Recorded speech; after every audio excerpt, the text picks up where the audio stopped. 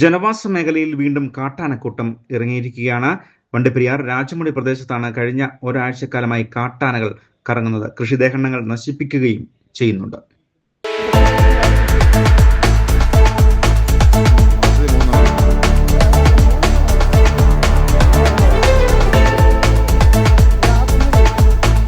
Rainbow news വാർത്തകൾ നിങ്ങൾക്കായി അവതരിപ്പിക്കുന്നത് ഹോളിഡേ ഹോമിന് സമീപം കുമളിയിലാണ് MKM polyclinic and diabetes centre പ്രവർത്തിക്കുന്നത്.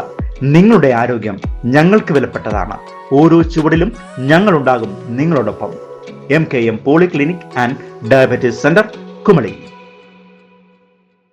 പരുന്തുംപാറ സത്രം വന അതിർത്തിയോട് ചേർന്ന് കിടക്കുന്ന മഞ്ചുമല രാജമുടി പ്രദേശത്താണ് സ്ഥിരമായി കാട്ടാനക്കൂട്ടം എത്തുന്നത്.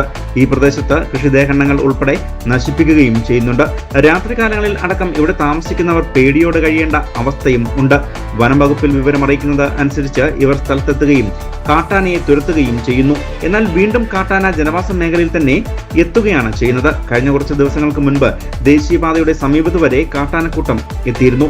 വനംവകുപ്പിന്റെ ഭാഗത്തു നിന്നും കൃത്യമായ നടപടി ഉണ്ടാകണം. ഇതോടൊപ്പം തന്നെ ഫുൾ ടൈം പെട്രോളിംഗ് ഉൾപ്പെടെ പ്രദേശത്ത് ഏർപ്പെടുത്തണമെന്നും നാട്ടുകാർ ആവശ്യപ്പെടുകയും ചെയ്തു. News bureau, Vandiperiyar.